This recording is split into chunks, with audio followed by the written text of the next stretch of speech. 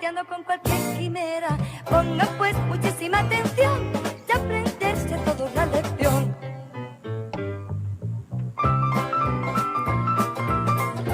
Pues rodeados como estamos aquí para aprendernos la lección de hoy, vamos a seguir reflexionando, rascando y buscando muchas aplicaciones que las hay de este nuevo trimestre y de esta nueva lección que tenemos encima de la mesa, que la tenemos aquí, porque nos une estos próximos minutos a hablar de un libro que es fabuloso, pero es muy difícil de pronunciar para el que no está acostumbrado, Deuteronomio. Eso lo has dicho tú muy bien. Deuteronomio.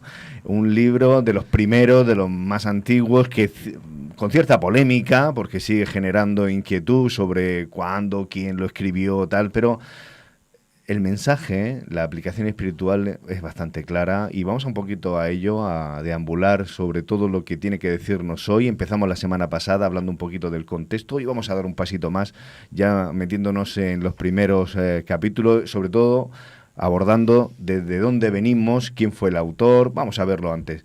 Para estos próximos minutos, lo que más nos gusta, os recordamos que estamos en directo y que os podéis interactuar, que es lo bonito de hacer esta tertulia, esta clase de escuela bíblica, pero como os decía, antes de nada, nos gusta empezar cuadrando el tema y eso lo hacemos con nuestro resumen semanal. Adelante, Juan Luis.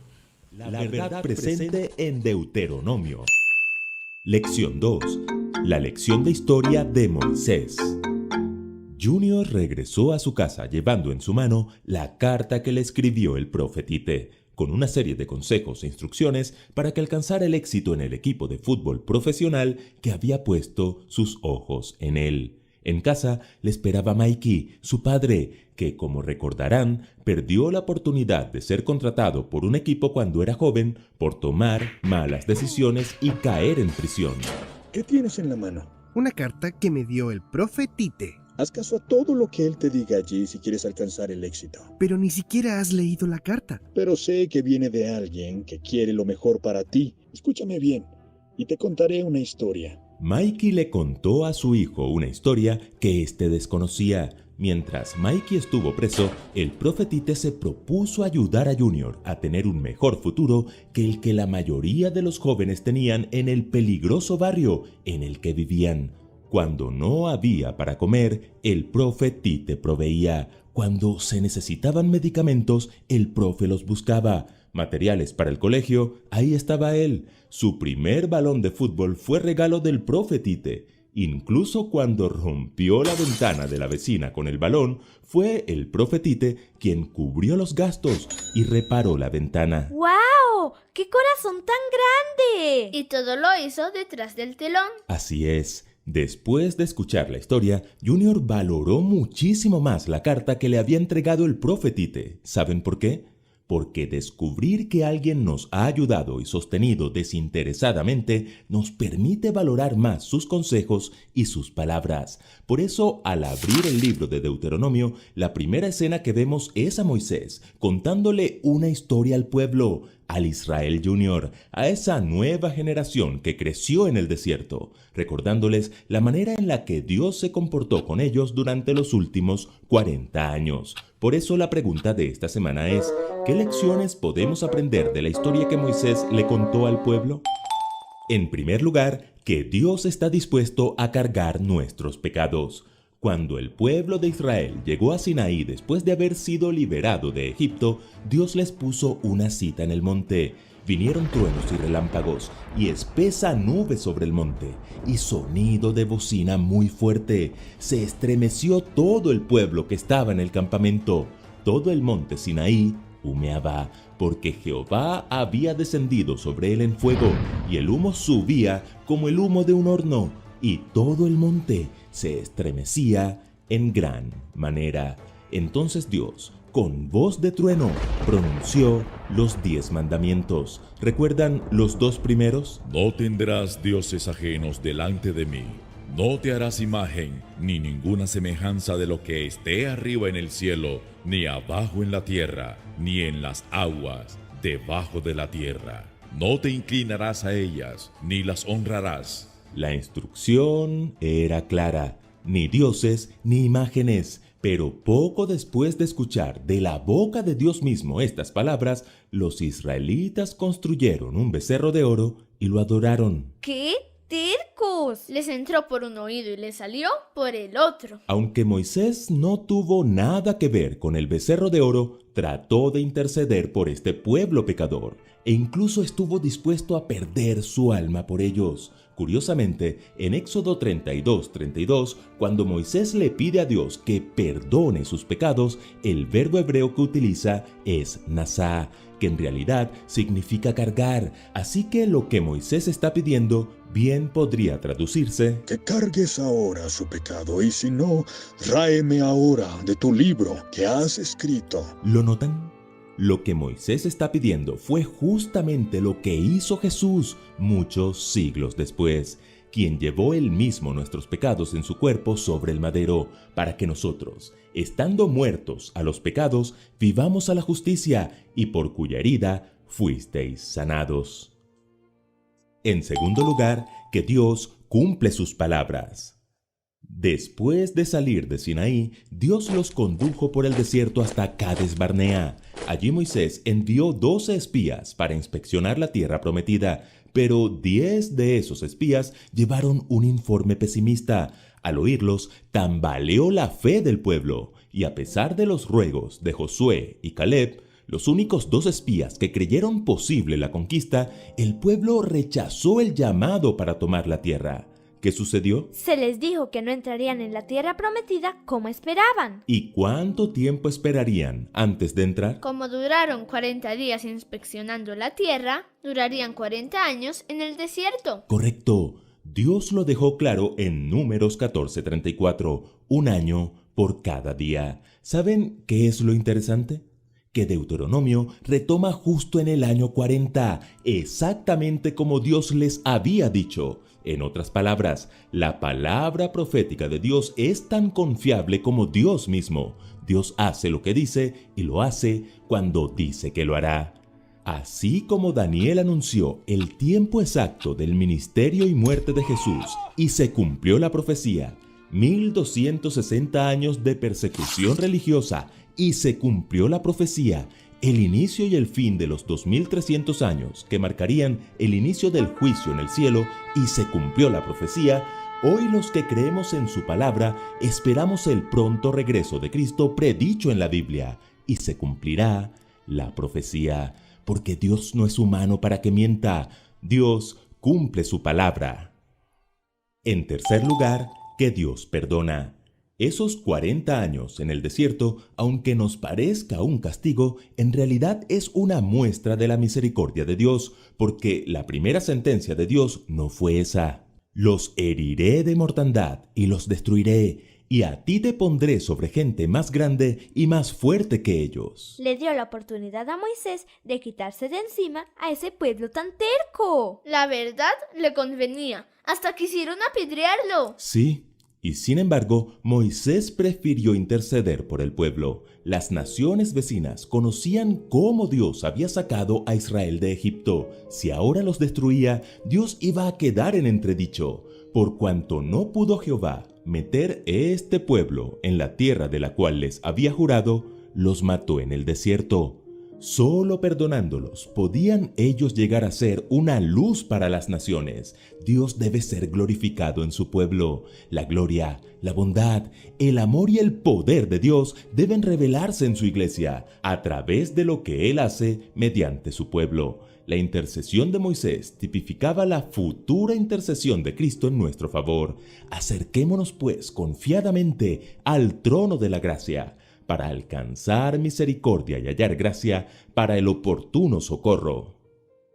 Y en cuarto lugar, que Dios bendice. En el corazón de su historia, Moisés pronuncia una gran bendición para el pueblo. Jehová, Dios de vuestros padres, os haga 1000 veces más de lo que ahora sois, y os bendiga, como os ha prometido. Esto es lo más maravilloso de la historia. Un pueblo que no merecía otra cosa que castigo e indiferencia de parte de Dios, aún puede ser bendecido. De hecho, durante los 40 años en el desierto, no les faltó la bendición de Dios. Nehemías escribió: los sustentaste 40 años en el desierto, de ninguna cosa tuvieron necesidad. Sus vestidos no se envejecieron, ni se hincharon sus pies. ¿Lo notan? Así como habían sido bendecidos en el desierto, ahora Moisés deseaba que siguieran siendo bendecidos en Canaán y que llegasen a ser mucho más numerosos. Maravillosa gracia de Dios, que escuchó la oración de su profeta intercesor y bendijo al pueblo introduciéndolos a la Canaán prometida. Así como Junior, al escuchar la historia que le contó su padre, valoró más los consejos de su entrenador. El pueblo de Israel, al recordar la historia narrada por Moisés en la primera escena de Deuteronomio, valoraría mucho más los consejos de Dios. ¿Y nosotros? Nosotros no podemos olvidar la historia. La tía Elena así lo confirma. No tenemos nada que temer del futuro a menos que olvidemos la manera en que el Señor nos ha conducido y lo que nos ha enseñado en nuestra historia pasada.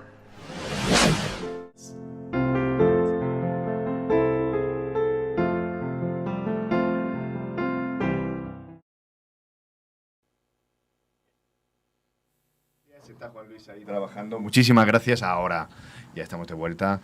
Gracias, Juan Luis, y gracias a todos los que hacen posible este resumen de la Escuela Sabática Live, que nos ayuda un poquito a centrar el tema, a meternos un poquito en harina. Así que vamos a ello un poquito ya, sin más dilación, hablamos de Deuteronomio y empieza tal que así el libro. Estas son las palabras que Moisés comunicó a todo Israel al otro lado del Jordán, en el desierto, en la Arabá, frente al Suf, entre Parán, Tofel, Labán, Hasefov y Zahaf. Hace una descripción perfecta muy diciendo, vamos a ver, yo soy Moisés y os tengo que decir algo, ¿vale? ¿De dónde venimos? Porque estas son las palabras, así comienza el libro, nos habla de un protagonista, pero ¿cuál es el leitmotiv del libro? ¿A quién tenemos en la escena? Si tuviéramos que abrir el plano, si estuviéramos viendo la película, ¿quién está ahí reflejado? ¿Qué es lo que se quiere mostrar? Así que es un poquito por donde empezamos. ¿Quién se anima? Venga, disparo yo, Esther. Buena forma de empezar. Hombre, evidentemente, y lo recuerda la lección, tenemos que hacer un paralelismo para con nosotros. Y a lo largo de la Escuela Sabática Live, desde el sábado pasado, nos define como el Israel Junior. Bueno, el Israel Junior, evidentemente, se refleja, o es el reflejo, del Israel de aquel momento, ¿no? El pueblo de Israel, que acaba efectivamente de ser liberado, que tiene a un líder llamado Moisés y que se encuentra en un momento en el que tienen que recibir una instrucción importante y tienen que ponerse en marcha y tienen que recordar de parte de quién viene todo esto y cómo tienen que vivir, y tienen que darse cuenta de quién es aquel que les lleva, por si acaso. Y además tienen que encontrarse frente a lo que va a suponer su futuro, porque están en un camino y están de camino, como nosotros, a esa Canaán, en su caso terrenal, el nuestro celestial, y entonces nos encontramos en ese momento. Tú has sido liberado y tú vas de camino a un lugar mucho mejor que el que yo, que el que tenías y que yo estoy preparando para ti. Y en ese momento tienes que tomar decisiones, tienes que enterarte de cuál es el camino y tienes que enterarte de cómo funciona esto. Y claro, a partir de ahí tenemos todos los problemas y todos los frentes abiertos. Uh-huh. Además, no hay que olvidar que Moisés no va a entrar. Moisés se va a quedar a las puertas. Ya lo han dicho, tú no pasas ahí. Entonces, para mí es la carta de un padre amante, ¿verdad? Como esta semana vamos a ver cómo Moisés cuida a ese pueblo de gente, a pesar de que son testarudos, a pesar de que no son perfectos, cómo Moisés los ama, cómo intercede por ellos. Y entonces, este libro que significa la segunda ley o las siguientes palabras, ¿vale? Es esa carta de ese padre preocupado que dice, vais a entrar, yo no os voy a acompañar, pero necesito que sepáis cómo han ido todas las cosas, necesito contaros la historia para no dejaros simplemente desatendidos. Voy a hacer todo lo posible, no os voy a poder acompañar, pero voy a daros la receta de lo que necesitáis saber. Entonces, para mí, bueno, me resulta emotivo cómo Moisés va relatando todo lo necesario, viéndolo a ese anciano que ya sabe que no va a entrar y poniéndome en su lugar de ese pueblo que tanto quiere y que va a acceder a esa tierra prometida, no siendo mucho mejores que sus padres, ni que él, pero teniendo que tener las cosas claras para que, aún no siendo mejores, sí que puedan hacer las cosas mejores. A mí hay una cosa que me impacta mucho de este discurso de Moisés, y es la ambientación.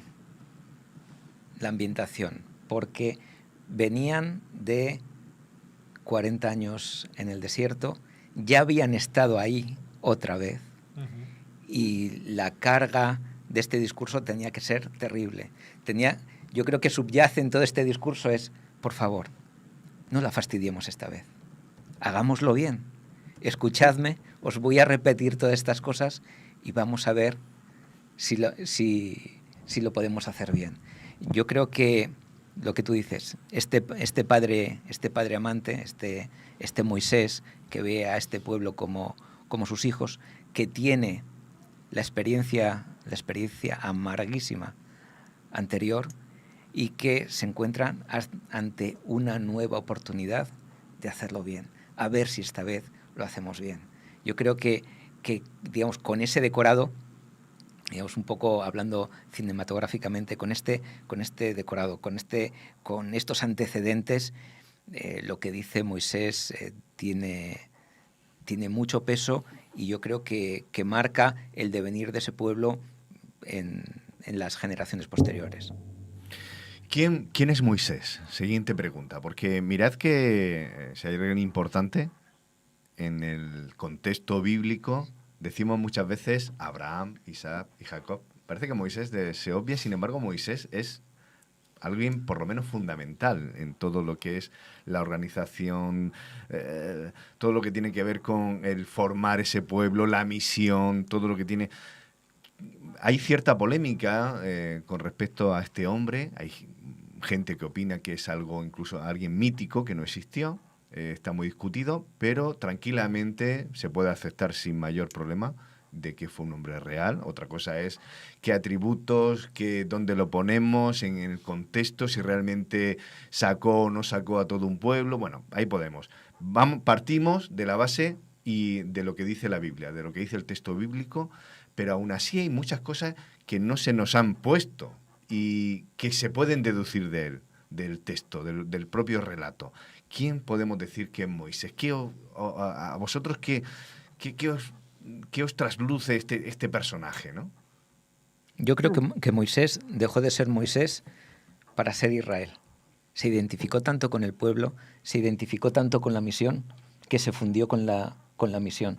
Yo creo que si un valor puedo destacar sobre este Moisés, aparte de todos los detalles biográficos que podemos tener en el Pentateuco, se fundió tanto con el pueblo que su misión en la vida era que ese pueblo cumpliese, digamos, el objetivo para el cual fue llamado. Y no era otro que un objetivo glorioso, que es el de cruzar a esa tierra prometida y el de brillar. Qué misión tan bonita. Y lo que decía Esther al principio es una realidad. Nosotros somos ese pueblo. Ahora, en este momento histórico, estamos en nuestro Cades Barnea, estamos en nuestra frontera, estamos escuchando este Deuteronomio que lo escuchamos a través de estas profecías de los 2300 años, cómo se acaba el tiempo, la estatua de Daniel con los tiempos consumidos, lo tenemos todo clarísimo. Y ahí estamos debatiéndonos entre que si son gigantes, en que si las ciudades están amuralladas. Es momento, yo creo que de decidirnos, de dejarnos llevar por ese Moisés espiritual también, decir, vamos allá. Para empezar... Al hilo de lo que está comentando José Antonio, es que nosotros a ver, ¿cómo lo puedo decir? Porque querría ser súper crítica, ¿no? A mí me produce una extraordinaria pena, ¿no? Imaginarme al pobre Moisés en aquel momento. Pero muchísima pena, ¿no? Un tipo que lleva años, 40 años peleándose con aquella gente, que eran tremebundos, porque bueno, ya sabemos, tenemos y repasaremos probablemente algún aspecto de lo que ocurrió en aquel momento, que no le hacían ni caso, que él estaba allí mirando aquello, que les estaba mandando los mensajes de parte de Dios y pasaban de todo, y que a la mínima de cambio se daba la vuelta y hacían un becerro y cosas peores. Y que querían, ¿verdad? En su momento pues quisieron hacerle de todo. Qué difícil ese liderazgo, qué difícil estar ahí, qué agotador. Antes hablábamos de la soledad, cuán solo se debió sentir el pobre Moisés tantas veces, ¿no? Diciendo, pero qué pesados esta gente, que de verdad otra vez y otra vez y otra vez, y no hay forma y no hay manera. Yo no puedo menos que sentirme absolutamente empática con ese hombre en aquel momento y en tantas circunstancias, como con tantos líderes bíblicos. Y a veces, al hilo de lo que preguntaba Juanfra, ¿no? Moisés, esto, lo otro, un libertador, un legislador, un tal... No, y a veces un pobre hombre, ¿verdad? Agotado, cansado y probablemente muchas veces harto. Y sin embargo, criatura, y ahora lo comentaremos también, es capaz incluso de ofrecer su propia vida, ¿no? De hablar con Dios y de decirle, mira, ráeme a mí de la tierra, pero salva a esta gente, a pesar de todo. Caramba, ¿eh? No tenemos ni idea de lo que puede suponer ese tipo de liderazgo, no tenemos todavía idea de lo que puede suponer esto. Y a veces somos bastante orgullosos y probablemente, ¿verdad?, pensamos que lo haríamos mejor que aquel pueblo.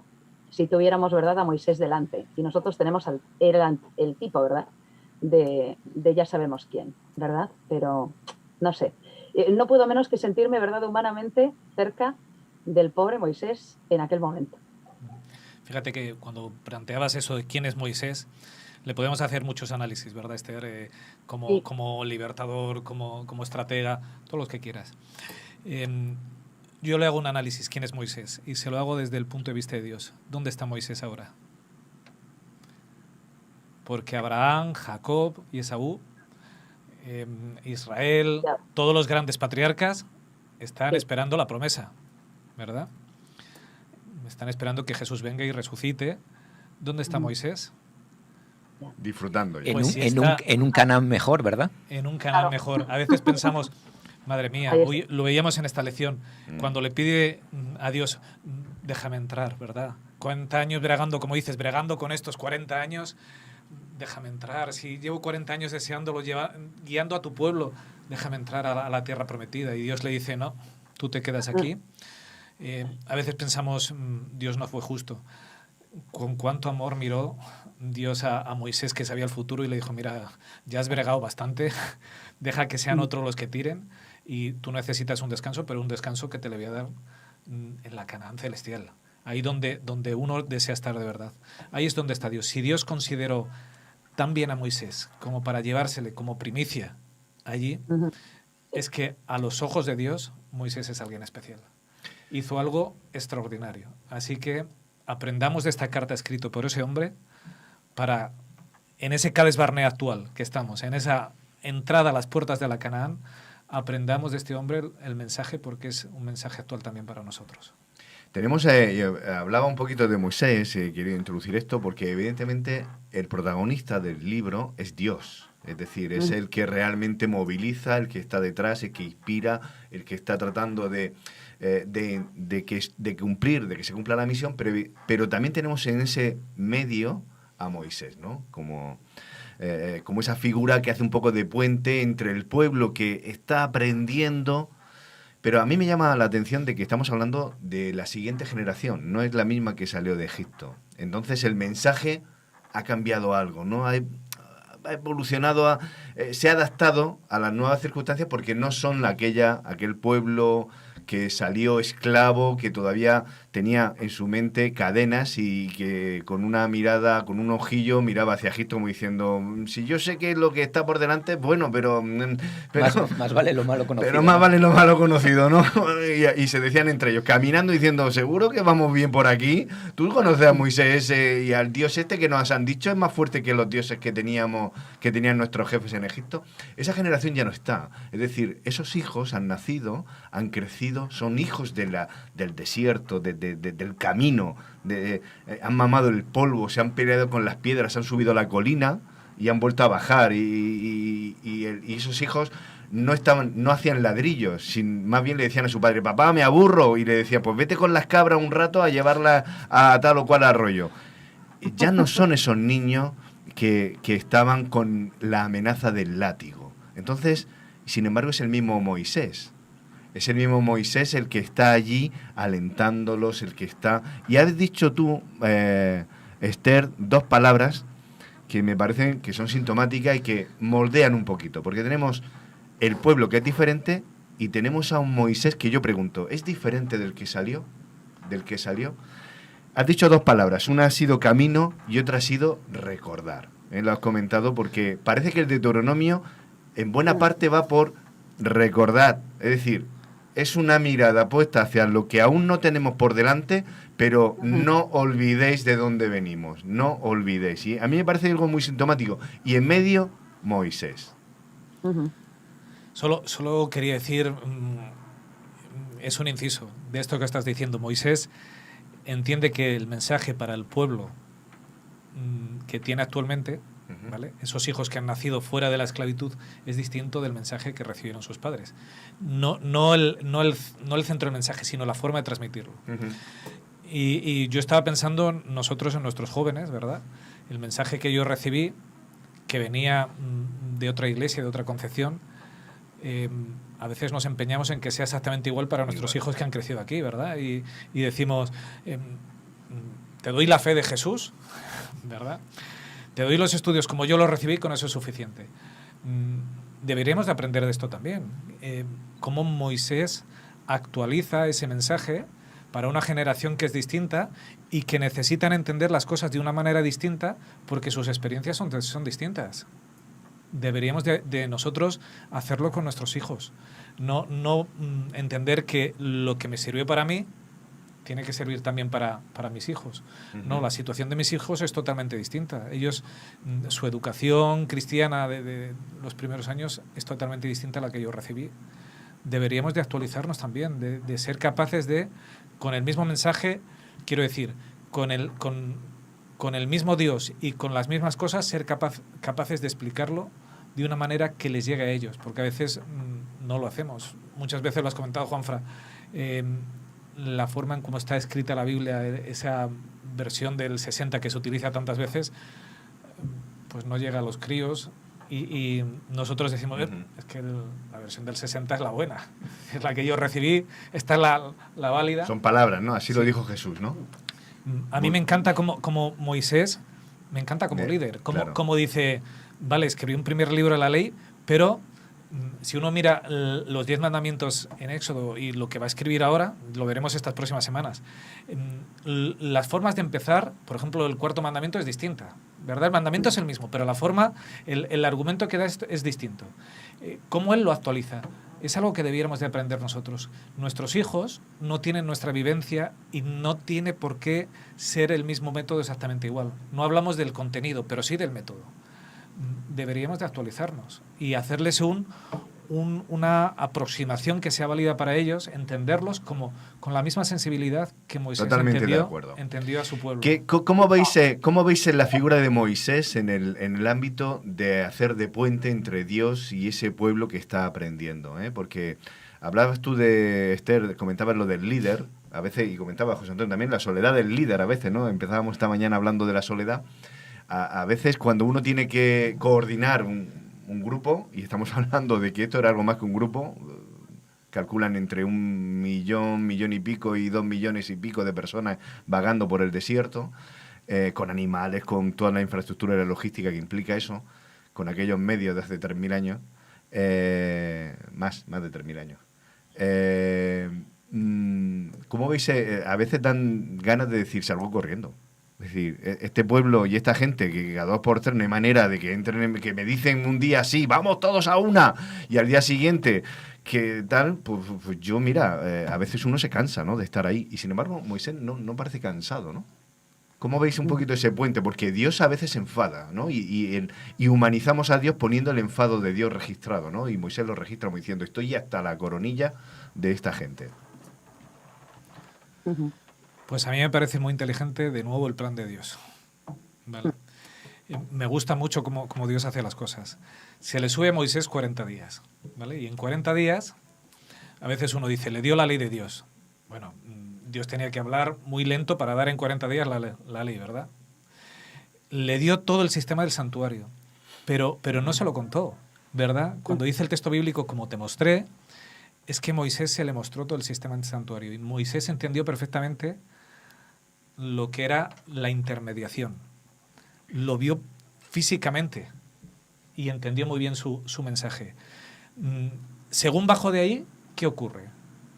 Que el pueblo se ha rebelado. Moisés viene de esa santidad, de entender a Dios, cómo Dios va a actuar con el ser humano. ¿Y qué es lo primero que tiene que hacer Moisés? Mediar por el pueblo. Interceder. Viene con ese mensaje fresquito. Claro. Intercede ahí, intercede en Cades Barnea. Y yo digo, ¿cómo Dios le pone a prueba? Además, uno es chocante, ¿verdad? Cuando Dios le dice, voy a destruirles a todos. Y él, no. ¿Por qué? Porque Moisés va a tener que pasar 40 años bregando con ellos. Moisés no lo sabe, pero Dios sí que lo sabe. Y necesita preparar a ese líder para que dé un paso adelante, para que diga, no, este es mi pueblo también, y aquí le vamos a llevar hasta la tierra prometida, sea como sea. Moisés asume ese papel que luego va a hacer Jesús, de mediador. Lo hace con el pueblo de Israel, pero Dios le prepara para lo que le va a venir, esos 40 años. Él ni se imaginaba que iba a estar 40 años dando vueltas ahí alrededor. ¿Estás de acuerdo, José Antonio, con esto que dice Richard, de que Dios no solo está preparando un pueblo, sino está preparando a un líder? Bueno, aparte de estar de acuerdo, yo lo que pienso es que el liderazgo de Moisés es un liderazgo, y me vais a permitir la palabra, muy puñetero. Porque resulta que lo escoge Dios. Resulta que lo valida el pueblo. ¿Os acordáis cuando el Sinaí había truenos, fuego, relámpago? No, vete tú. El pueblo le comisiona, es decir, lo elige Dios, lo valida el pueblo y después lo critica todo el mundo. Desde su familia, ¿os acordáis de María y Aarón? Hasta el pueblo, y como bien decía Esther antes, bueno, llegó un momento que el pueblo tuvo piedras en la mano para apedrear a Moisés. Llega a decir, busquemos otro jefe y volvamos a Egipto. Es un liderazgo muy ingrato, y ahora vengo a remarcar, como todos los liderazgos espirituales.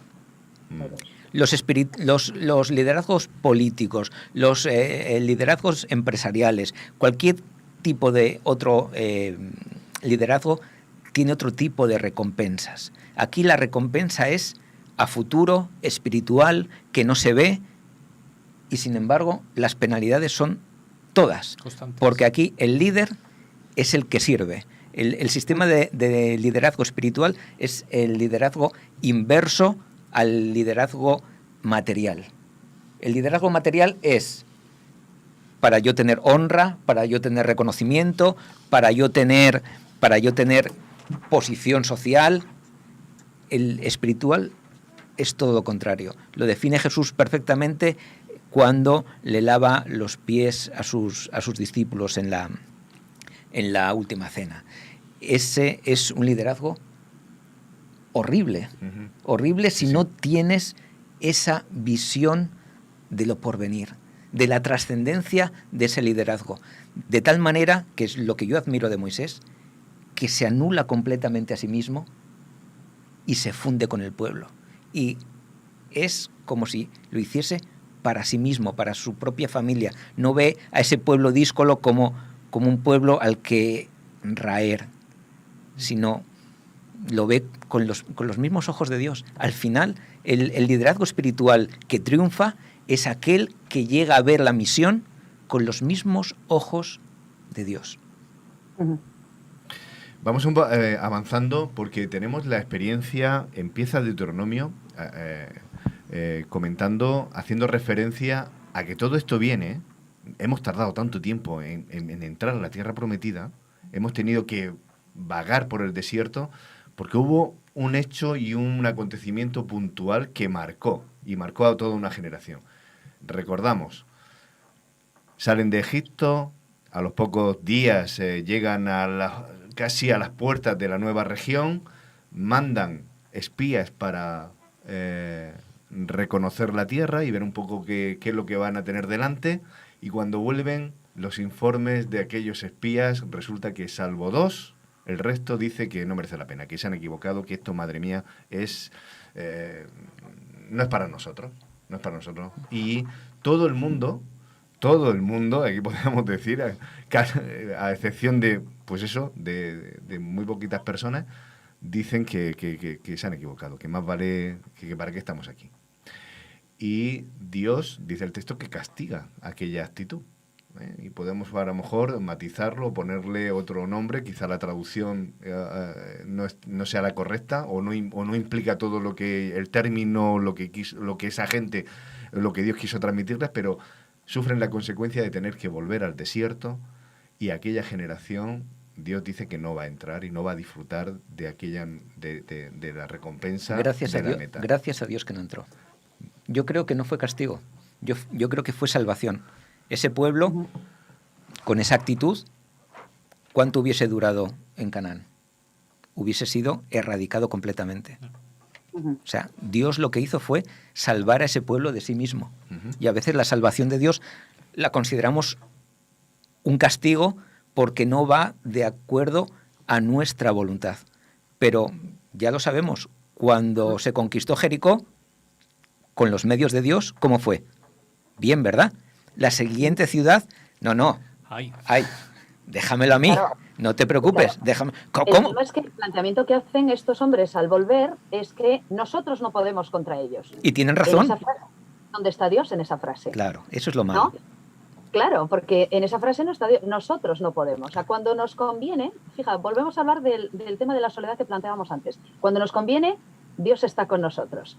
Pero se nos olvida rápidamente que Dios está con nosotros todo el tiempo, continuamente. Y si yo estoy en manos de Dios, yo puedo, frente a lo que sea, frente a cualquier tipo de gigante.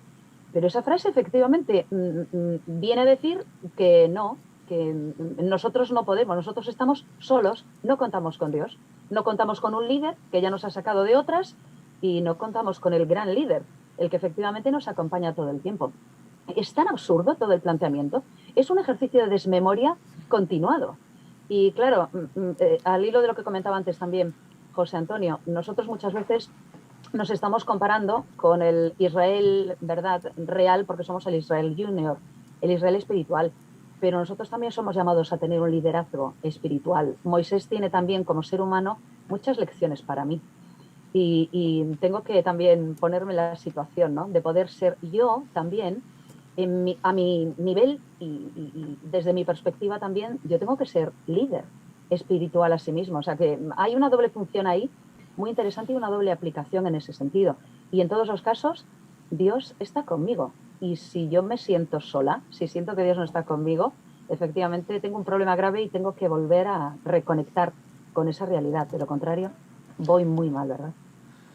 Fíjate, Juanfra, o fijaros, que en esta ocasión, cuando Moisés se plantea, o sea, se planta frente al pueblo para decirle esto es lo que ha ocurrido, estáis a la entrada, recordar y valorar lo que vais a hacer, la situación ha variado un poco, ¿vale? Porque por eso que estamos contando, sus padres habían rechazado el contar con la ayuda de Dios, no se veían capaces, no era posible, y habían pasado 40 años por el desierto.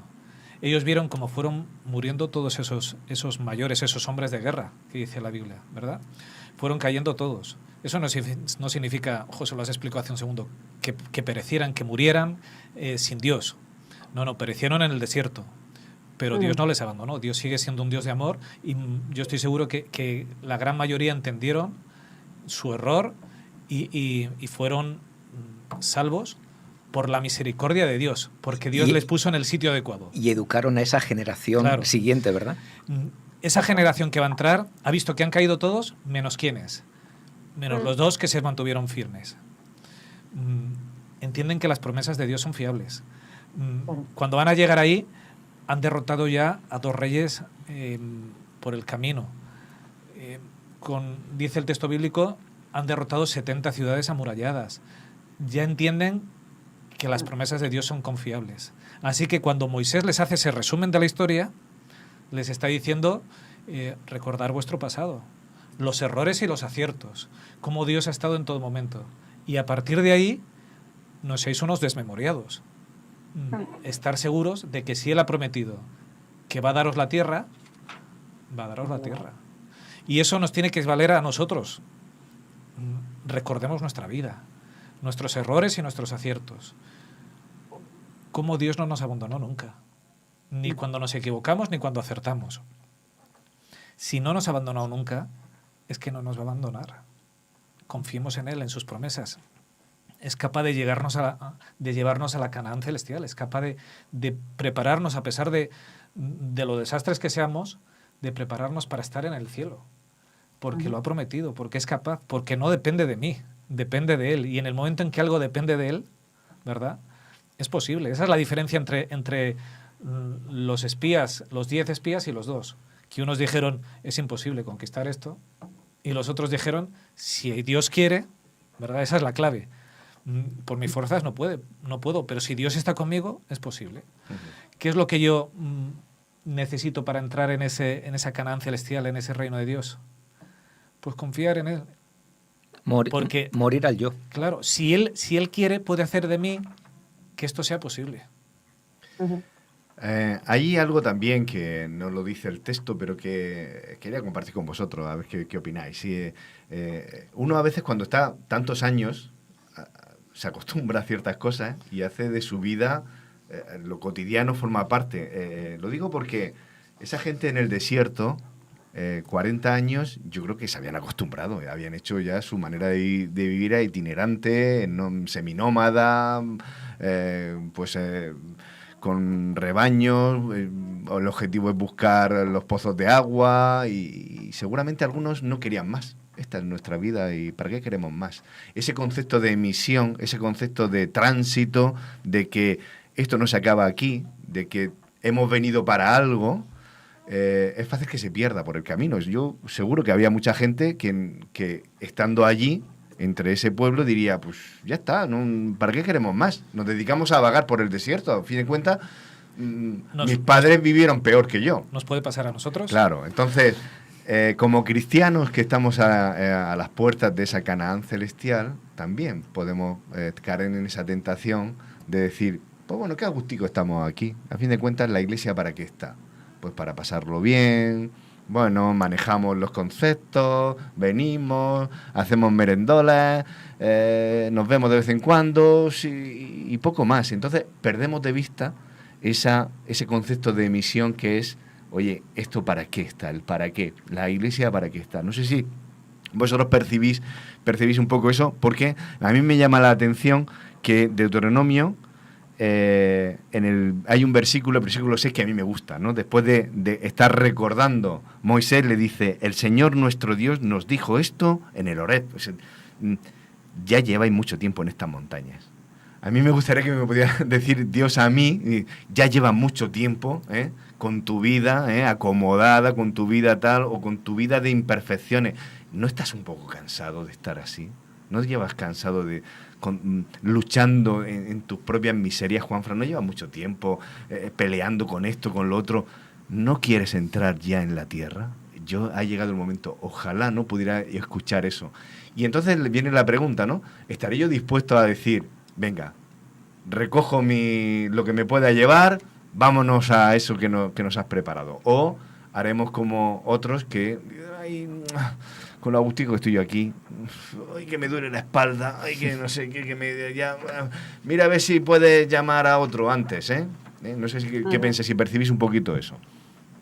Sí, a veces olvidamos esa vocación a la que fuimos llamados, ¿no?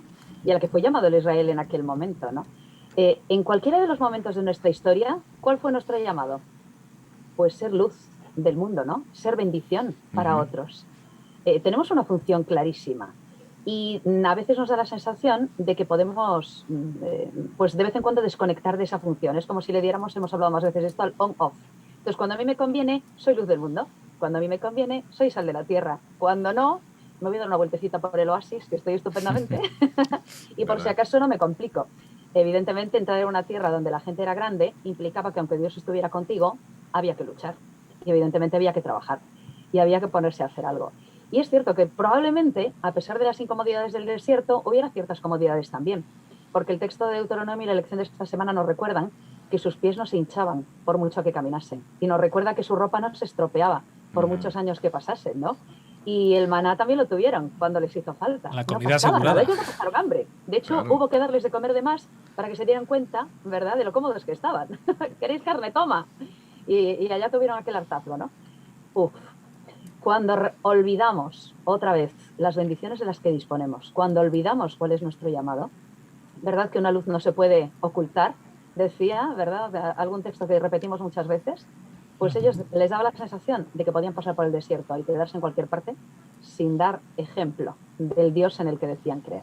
Pero Dios estaba ahí y el ejemplo lo estaban dando. Evidentemente eso no podía durar mucho tiempo. Y sobre todo hay algo que deberíamos de pensar continuamente. Es que es una frase que decimos muchas veces, pero lo mejor está por venir. O sea, Siempre. yo puedo vivir muy bien, ¿verdad? Puedo estar muy cómodo, puedo sentirme muy a gusto, pero abre los ojos, mira alrededor. Este mundo es un mundo de sufrimiento. Dios promete un mundo perfecto para todo el mundo. Qué egoísta es si yo pienso, como yo estoy bien, bueno, que Jesús no venga. Yo no voy a hacer nada porque yo estoy muy bien como estoy. Pues no sé si eso es lo que domina, porque muchas veces nos sentamos en los bancos de nuestras iglesias con otras actitudes y gente que opina que cualquier tiempo pasado fue mejor, ¿no? Y quien regresara, ¿no?, a las ollas de hoy. Y aquel pastor que tuvimos hace años, eso sí que eran predicadores, ¿no? Y aquella música que se escuchaba, no la de ahora, ¿no? Y aquello era reverencia, y no lo de ahora que es un jolgorio y la iglesia ha perdido un poquito, ¿no? Y eso... Pues estamos más cerca de la venida de Jesús que cuando creímos. Así que estamos mejor ahora que antes. Claro, claro. Nuestra Así misión no es quedarnos aquí. Nuestra misión es llegar allí. Si esto no lo tenemos claro, es que no tenemos misión. Bueno, o sea, hagamos una última ronda porque ya estamos finalizando. Me ha costado entrar, y lo he dejado ya para el epílogo, a ver qué me decís, de el tema de que Dios dice que en esa conquista no se deje a nadie vivo, y eso incluye todo, incluido niños, y eso nos chirría, ¿no? Nuestras mentes tan occidentales, tan modernas, tan ecuánimes, ¿no? Eso nos chirría, ¿no? Que en el texto bíblico haya algo que diga que pasen a cuchillo a todos, ¿no? Y yo no encuentro explicación, y la verdad que son textos duros que incluso hay gente que rechaza y que le impide creer diciendo, ese no es mi Dios, ¿no? Ese no es el Dios que predica Jesús y tal. Y yo, sin ser el tema, que tampoco lo es, pero como está en el propio texto, quisiera un poquito vuestra opinión y algo que queráis mencionar respecto a este tema, que seguro va a salir a lo largo más del estudio de Deuteronomio. Hombre, es muy difícil esto, Es difícil. Evidentemente es muy complicado y posicionarse también es complicado. Pero hay algo real, y es que nosotros no estamos allí. Si hubiéramos vivido en aquella época, y en la lección tenemos algún ejemplo, ¿no?, de las cosas que hacían, y hubiéramos conocido lo que se llama el colmo de la maldad, pues es posible que a lo mejor no nos resultara tan extraño el concepto de hacer limpieza en serio. Claro, para nosotros que vivimos todavía en una situación muy cómoda y desde una perspectiva no social, humana, de convivencia, incluso marcada por ciertas leyes que protegen de ciertas crueldades, resulta muy difícil imaginarse lo salvaje que eran aquellas civilizaciones, porque eran absolutamente salvajes, eran brutales, era algo que no podemos siquiera imaginar. O sea, un ser humano actual no puede imaginarse las atrocidades que hacían, ni puede imaginarse lo que la lección recuerda, ¿no?, como el colmo, ¿no?, del amorreo, el colmo de los colmos. Como no nos lo podemos imaginar, tampoco podemos imaginarnos hasta qué punto era necesario plantearse el hacer limpieza para volver a empezar.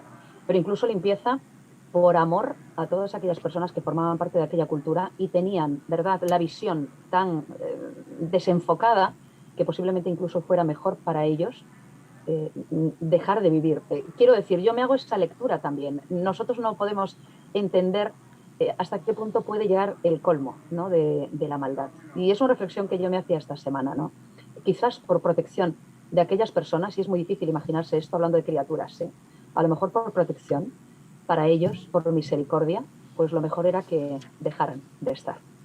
Yo tengo una teoría que puede que sea peregrina, no lo sé, pero la comparto con vosotros porque también es un tema que me ha dado para pensar, no esta semana, sino hace muchos años que alguien me lo planteó una vez, de cómo este Dios de amor que tú me predicas es este mismo que vemos en este momento, ¿no? Y bueno, pues a lo largo del tiempo me he ido haciendo quizás una teoría que es posible que esté muy desencaminada con lo que sea, pero yo veo dos factores. Primero, también lo menciona la Escuela Sabática de esta semana, cómo el Señor no acaba con ellos en un momento dado. Dijo, todavía no se ha cumplido el tiempo, no ha llegado al límite su maldad, todavía hay posibilidades de que se les pueda tocar la fibra y puedan retroceder, ¿no? El Señor había tomado esta actitud ya en el diluvio y fue el Señor el que lo hizo. También había tomado esta misma actitud con Sodoma y Gomorra y fue el Señor el que ejecutó estos juicios. Ahora el Señor no toma ninguna de estas medios para exterminar a estos pueblos que tomó en el pasado, sino que les pasa la patata caliente, podríamos decir, a su pueblo. Y yo creo que quiero entender, no lo sé, que haya una función pedagógica, que tú con tus propias manos veas cuál es la consecuencia del pecado. Yo creo que el pueblo de Israel no era un pueblo insensible. Yo creo que al pueblo de Israel no le salió gratis mentalmente el tener que hacer esa labor. Yo creo que ahí tuvo que haber una misión pedagógica para que comprendiesen hasta qué punto el pecado le es horrible al Señor, pero también hasta qué punto es paciente y hasta qué punto dejó a esos pueblos llegar hasta el colmo de su maldad. Y ahora, extrayendo esas lecciones, podemos venir ahora a nuestra época. Decíamos que Cades Barnea puede que sea el ejemplo que nosotros tomemos y que estemos ahora en este Cades Barnea también antes de entrar y sabemos que va a haber un juicio. Y sabemos que va a haber una condena. Y sabemos que hay gente predicando, que ha salido muchos de nuestras filas, que dicen que todos van a ser salvos. Que el Señor no va a hacer eso que dice que se va a hacer. Que lo estamos malinterpretando. Y yo creo que también esto es pedagógico. El Señor no se lleva bien, es antagónico con el pecado. Es contrario a su naturaleza. Pero como siempre ocurre, y me parece que es como también pasó con el pueblo de Israel en Cades Barnea, el castigo del Señor no es realmente un castigo, sino es una salvación. Es lo máximo de amor que puedo hacer por ti. Es muy duro decir que lo máximo que puedes hacer por una persona es quitarle la vida. Claro, es que ahí es difícil ver el amor, ¿no? Es durísimo. Nuestro concepto de amor va por otro lado, ¿no? Pero yo entiendo que tiene que haber, que hay una pedagogía detrás y que lo mismo que pasó en ese momento va a pasar en este otro. Que nadie se lleve a engaño, que nadie se lleve a engaño. Y como hablábamos al principio en la reflexión sobre la soledad, que el Señor ha prometido que jamás te dejaré, es verdad que el Señor jamás nos deja, pero ojo, nos da la libertad para que nosotros sí le dejemos a Él. Hay algo que a mí me ha parecido muy interesante en la reflexión del viernes, una frase que a lo mejor leída así uno dice es una burrada, pero es de alguien que responde a esta pregunta y dice: Dios puede hacer lo que quiera, con quien quiera y tiene razón para hacerlo. ¿Vale? Y ahora, entendiendo quién es Dios, Dios es amor, Dios es misericordioso. Cuando uno lee la historia de Deuteronomio, antes de hablar de la destrucción de estos pueblos, habla como Dios dice: a estos no les toques, a estos no lo hagas. Dios puede trabajar todavía con ellos. Cuando uno ve cómo cuando salieron de Egipto, todo el que quiso aceptar a Dios, Dios dijo, vale, no hay problema. Y sin aceptarlo. Sí. Que ese pueblo extraño que se juntó, ni siquiera. Con tintar Correcto. los umbrales de la puerta, que no sabían ni lo que era, vale, yo os acepto. Cuando uno ve, luego en la historia en Jericó, cuando Rahab y su familia, yo acepto, y Dios dice, vale, no hay problema. Es un Dios misericordioso y bondadoso.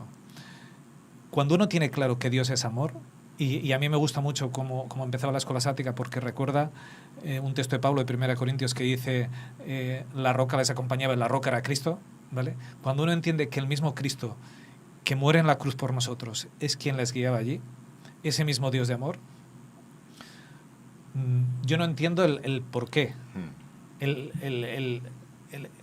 porque no conozco sus vidas, pero sé que si Dios lo hizo, como dice este erudito, si Dios lo ha hecho, es que está bien. Si hubiera una sola persona ahí que estuviera dispuesta a arrepentirse, estoy seguro que Dios habría esperado. Porque son sus hijos, porque Dios los ama. Porque cuando ejecuta un juicio así, lo hace por amor. Y que Jesús murió por ellos también. Claro, lo hace por evitar la maldad, por ver cómo se siguen degradando. Entonces, explicarlo, no lo puedo explicar, pero como conozco a quien lo ordenó y conozco que es amor, sé seguro que lo hizo por el bien de la humanidad. Entonces, eso es lo que yo necesito confiar. Y me gusta mucho esta frase. Dios puede hacer lo que quiera con quien quiera y tiene razones para hacerlo. Si Dios lo hace, como lo único que puede salir de Dios es amor, si lo ha hecho así, es porque era lo mejor para ellos y para el resto. Seguiremos reflexionando sobre esto, que seguro que llegaremos a buenas conclusiones. A mí, si hay algo, yo voy a aportar un poquito mi visión, y es que escuchándoos y escuchando lo que tú decías, José Antonio, mirad, podemos estar aquí hablando jijaja de cristianismo, de tal, de esto, de lo otro, de más allá, nos vamos luego, pero a mí lo que me llega de todo esto es que el tema del pecado para Dios es serio. De que esto, más allá de que a ti te pueda parecer, a mí, mira esto, tal, esto es serio. Es decir, aquí Juanfran no llegó a entender todo lo que está en juego. Y que en un momento dado Dios toma decisiones que no son nada fáciles, pero las toma. Y que yo no las entienda no quiere decir que yo las tenga que descartar, esto no me vale, tú no eres mi Dios. Forma parte. Y yo creo que lo bueno de la Biblia es que la recoge, y la recoge para algo. Que yo no lo entienda hoy no significa que no tenga su valor. Bueno, confiemos en Dios. Dios también nos llama a decir, confía en mí. Y lo que tú decías, anula tu yo, lo mucho que yo sé, lo mucho que yo comprendo, lo mucho que yo soy un cristiano superior. Y déjate en mis manos. No todo lo tienes que controlar, Juanfran, no todo está en tus manos. Fíjate si es serio esto del pecado para Dios, que José Antonio empezó esta mañana hablándonos de la soledad de Jesús en la cruz. Cómo tuvo que sufrir por causa del pecado esa separación con Dios para darnos salvación. Es algo que es tan grave que Dios no lo puede tratar como una niñería. Por cuanto es grave, nos ha hecho solución, nos ha dado solución. Pero para Dios sigue siendo grave. Entonces lo que yo no puedo es, como ahí ya hay solución, no pasa nada. Sí que pasa. Hay un cáncer, claro, que es el pecado, y a veces hay tratamientos más suaves y otras veces hay que meter al quirófano y sedar al cliente, al paciente, y operar. Y a veces las operaciones eran en vivo, a veces no siempre ha habido una buena anestesia, y a veces había que entrar para salvar, ¿no?, lo que había. Y no siempre, hacemos el punto y seguido. Sí. Richard. Solo un segundo. No siempre vamos a entender a Dios. Lo hemos visto hace un segundo. Moisés no entendió a Dios cuando le dijo no vas a entrar en la tierra prometida. Después de estos puntos suspensivos, que ya llevamos varios puntos y seguidos, vamos a dejarlo aquí. ¿Seguro? Seguro. Vamos a tener oportunidad de seguir avanzando, vamos a tener oportunidad de seguir reflexionando sobre este libro, y seguro que estas mismas temáticas las vamos a abordar de diferentes prismas, y esperamos contar con vosotros y con vuestros aportes. Seguimos en La Iglesia en Casa, seguimos aquí en Esperanza Murcia Radio, y vamos a lo siguiente, que es nuestra reflexión principal, que es el sermón de hoy. Verás qué interesante, y una sorpresa para el final del programa, que es nuestra zona mixta. Juan Luis, cambiamos de sección.